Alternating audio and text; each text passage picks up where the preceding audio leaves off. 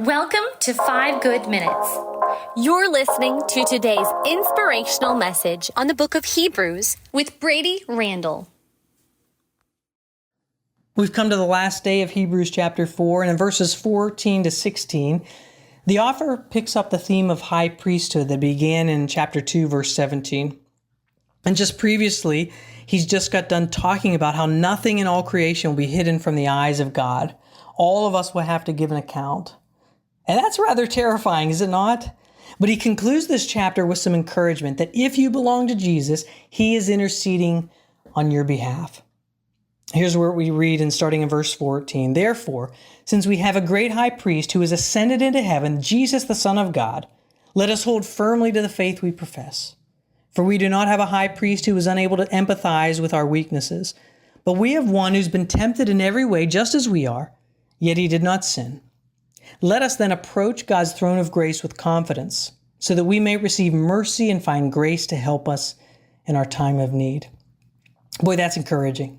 There are several themes here that I think are significant in these concluding verses of chapter 4. First, Jesus is the great high priest. The high priest in the Old Testament, he had to pass through the outer court and then pass through the holy place and then to the Holy of Holies where the presence of God was. And now Jesus has passed through the heavens and has ascended to heaven into the presence of God. He is the Son of God, meaning he is God's unique Son who serves now as our priest or representative before God, where he is living now to intercede for all who believe. But there's something unique about Jesus as the high priest. He's not just sitting there up in heaven on high. No, he's able to empathize, to sympathize with our weakness. Jesus knows what it's like. He knows what it's like to suffer. He knows what it's like to go without.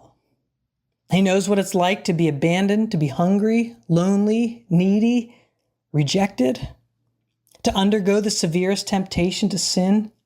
And when I say needy, it's not as if he needs anything because he's God, but he went without. In fact, he's been tempted in every way that humans have, yet he did not sin. Isn't it hard sometimes to take advice from people who've never been there?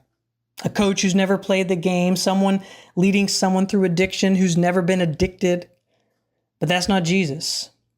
He's been there. He's been tempted. He's experienced human weakness. And yet, unlike humanity, unlike the rest of humans, he did not sin. Humans failed the test, but Jesus did not. This is unique in the Christian faith, by the way. Jesus has been on the front lines of the battle. There's no one who gets you like Jesus. Human in every way, but did not sin. And that's significant because he was the only human who passed the test to live the holy, obedient life that God requires. And because of that, he was able to be the perfect, unblemished sacrifice for sin when he died on the cross. His sacrifice otherwise wouldn't have been sufficient to Almighty God if he had sinned. Therefore, we can approach God's throne of grace with confidence. Why? So that we might receive mercy and find grace to help us in our time of need.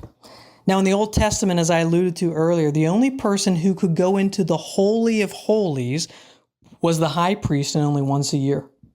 But now Jesus has entered into the presence of God, the Holy of Holies, as it were, the throne room of God.